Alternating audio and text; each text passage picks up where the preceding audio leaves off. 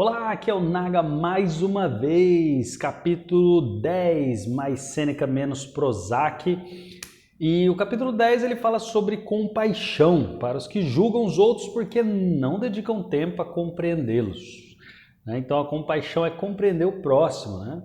Ele diz aqui considerações médicas, você só vê a si mesmo, você e o seu umbiguinho lindo, você está infectado por um vírus chamado egocentrismo, como se o mundo girasse em torno de você, Vive como se fosse o centro do universo. Isso é natural, porque desde cedo, como um bebê, você se acostumou que o mundo e todos que o habitam atendessem às suas necessidades. Então isso gera expectativas e naturalmente você se sente muito frustrado. E aí ele diz, observe a sua conversa no dia a dia, eu, mim, me, meu, comigo, tudo se refere a você. Alguém fala um episódio sobre ela, você vai lá e diz, isso aconteceu comigo também, comigo também é assim, na verdade? Então isso acontece justamente pelo fenômeno eu, A pessoa realmente muito voltada para si mesmo. Então, é naturalmente que eu quero que as coisas aconteçam do meu jeito, porque naturalmente a vida acontece, a vida se trata de mim, Então, a realidade é que o mundo e as coisas não estão nem aí para o que você quer ou para você, Então você começa a se sentir frustrado porque a vida não acontece como você quer e praticamente nada sai como planejado, E aí você se torna vítima do seu egocentrismo e às vezes, eu já me vi nessa situação em que você se pega gritando para o céu, meu Deus, por que eu? Por que eu? É muito bom, cara. Eu lembro de uma cena muito boa que eu entrei no carro e gritei muito assim de raiva, de ódio, O mundo não acontecia como eu queria. Incrível.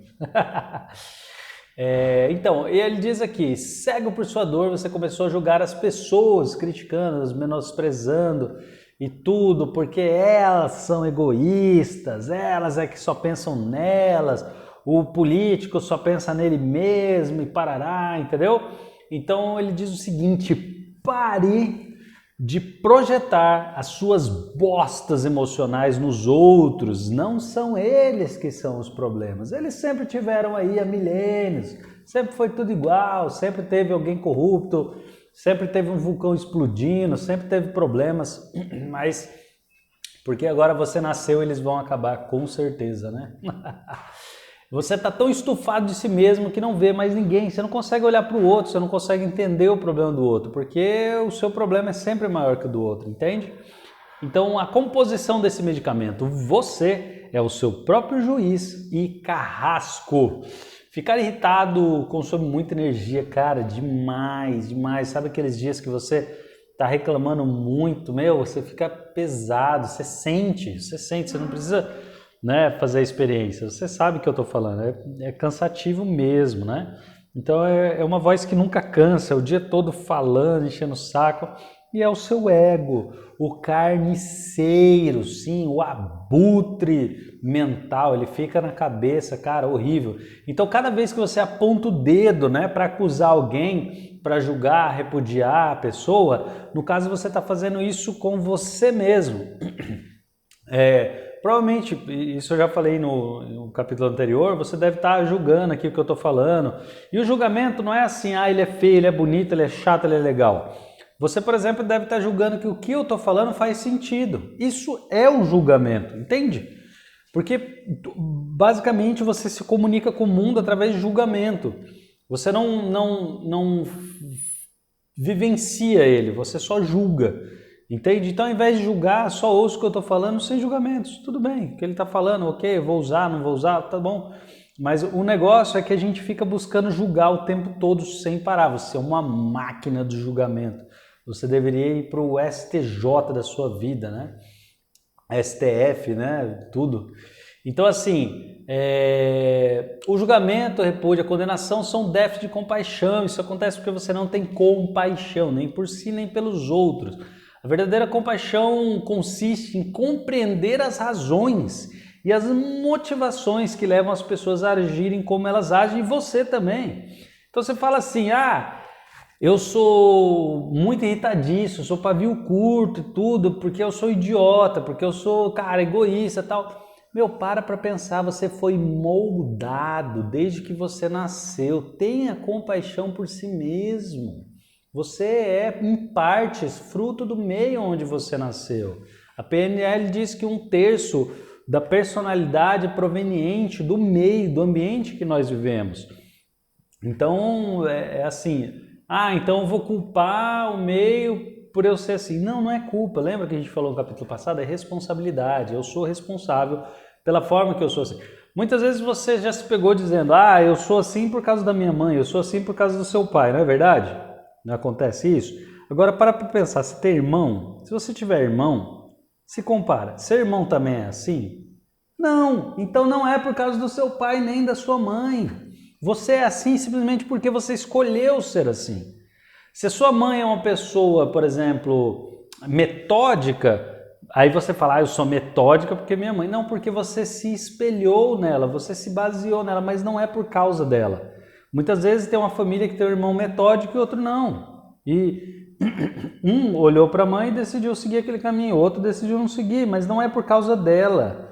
Pare de achar que o seu comportamento é por causa dos seus pais ou do ambiente familiar. Ele é influenciado. Então, assim, é uma influência, tá certo? E aí, você precisa perceber que todas as pessoas têm as mesmas dificuldades que você. Você não sabe a batalha que cada uma vive no dia a dia.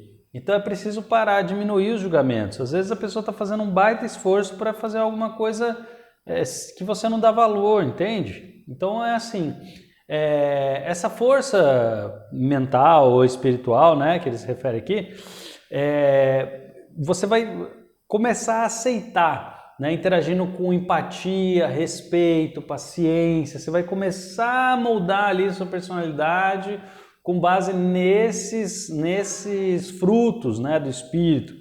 Então, só que você precisa ter compaixão pelas pessoas para começar a respondê-las dessa forma, né? Por exemplo, quando você vê uma senhorinha ali sofrendo, alguma coisa, você trata ela com carinho, né? Porque você sabe, você consegue ver nitidamente a circunstância em que ela se encontra. Isso acontece com qualquer pessoa, todos estamos nas nossas batalhas. Esse mundo aqui não é um mundo de desfrute, de alegria, é um mundo de pancadaria mesmo. Você veio aqui para se moldar mesmo, que é um mundo bruto mesmo, brutal, e é o que é, né? Você não vai voltar para a barriga da sua mãe, então vai ter que aceitar o mundo como ele é. Tratamento, identifique os seus mestres. Cara, essa parte é genial. Identifique os seus mestres espirituais. Você achou que seu mestre espiritual ia ser só aqueles que já morreram, Jesus, Buda, Maomé, né?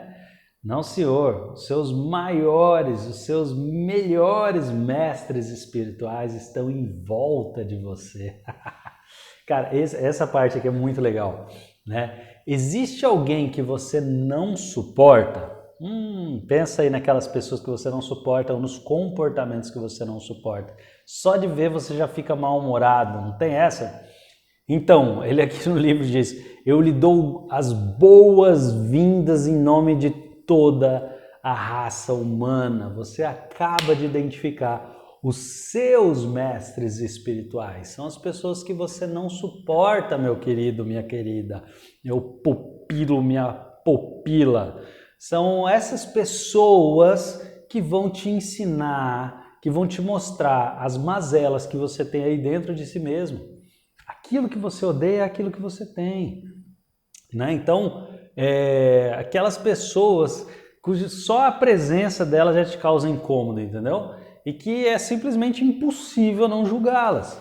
Essas pessoas é que são os seus grandes mestres espirituais. E durante 3 meses dedique tempo e espaço para detectar o que exatamente te incomoda nos seus mestres. O que exatamente me incomoda? Se você tem um chefe que você não suporta, seu pai, você tem muita... seu pai sua mãe, né?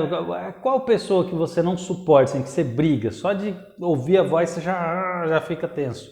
Então, essa pessoa, você agora vai se identificar com ela e você vai fazer uma lista, olha que importante isso. Se você estiver ouvindo, pega um papel aí ou pega o bloco de notas do celular, tá bom? Dá um pause no vídeo e você vai anotar. Faz isso, cara, faz isso, vai te ajudar muito. Parece uma bobeira, mas não é. É muito importante para você.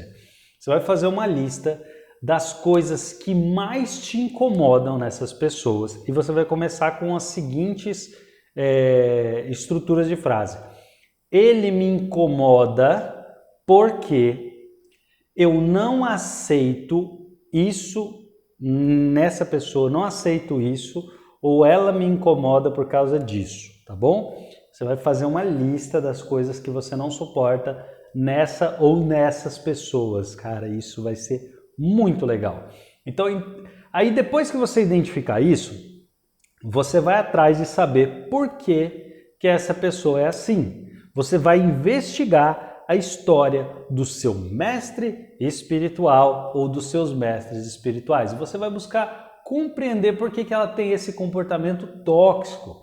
Você vai a fundo, você precisa compreender aquela história para que você possa ter empatia e compaixão, tá bom? Então, presta bem atenção nessa frase aqui, ó. Quanto mais luz você puser no drama do outro, mais você iluminará o seu. Olha, presta bem atenção. Quanto mais luz você puser no drama do outro, mais iluminará o seu, tá certo? Então os mestres espirituais são espelhos, são os melhores espelhos, são os maiores, os mais incríveis. Se alguém te incomoda, agradeça porque essa pessoa, ela tá te dando a capacidade de se enxergar. Cara, isso é incrível. Para mim eu acho isso sensacional, tá? Então, essa pessoa, ela traz à luz aquilo que você não tinha consciência, tá bom? E aí isso vai ajudar você a compreender a si mesmo. Compreender o próximo ajuda a compreender a si mesmo, tá bom? São grandes espelhos. Efeitos terapêuticos. Permita-se compreender por que as pessoas são como são, né? Então a compaixão, ela te faz ter um raio-x emocional das pessoas, né? O que está por trás das ações delas. Então já não interessa se a conduta dela é boa ou ruim, tipo, você para de olhar para isso, entendeu? Caguei, se a pessoa tá boa ou ruim, tanto faz. Eu quero saber o que motiva ela, as motivações, é a PNL, a programação neurolinguística que faz com que ela pense dessa forma e haja nesse escopo, né, tóxico, aí, nesse formato doloroso para você ou para ela.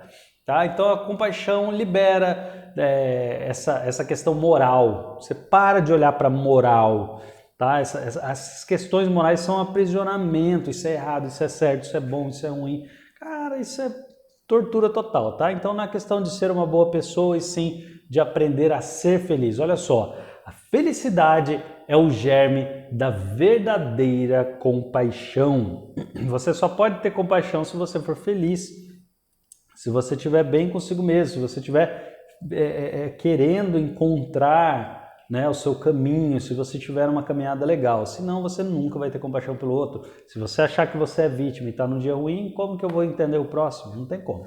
Então, se você fizer isso, você vai ter uma diminuição da reatividade, do conflito, da perturbação, né, do incômodo a interagir com esses mestres espirituais. Incapacidade para continuar julgando outras pessoas, dedicando mais tempo e energia para você mesmo, menos motivação para a autocompaixão, desenvolvendo a paciência necessária para aceitar e respeitar o próximo. Quando ele fala aqui menos motivação para autocompaixão, eu acho que é mais um erro de tradução. Ele quer dizer autopiedade, tá? Então a tradução certa para cá seria autopiedade, menos motivação para autopiedade. Frequência de episódios nos quais você se interessa e escuta com forma empática as pessoas. Quantas vezes você está numa conversa ouvindo de fato o que a pessoa está falando, não está no celular, não está pensando no almoço, na roupa que tem que lavar, sabe? Força para amar os outros quando eles aparentemente menos merecem. Ou seja, uma questão de meritocracia amar o outro. Amar o outro é amar, não tem que ter condição para amar, entendeu? Jesus não falou amai ao próximo como a ti mesmo, desde que... Não, ele não falou isso, querido.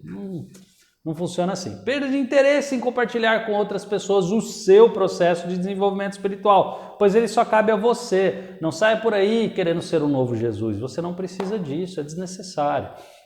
Maior convicção para orientar sua existência para o bem comum. Uma mudança em você causa um bem ao ecossistema, né? Frase de Sêneca: por acaso somos perfeitos? Por que então exigimos perfeição nos outros? Ou seja, eu nunca vou ser perfeito, por que eu quero que o outro seja? Isso é uma ilusão, uma loucura completa que foi criada, tá bom?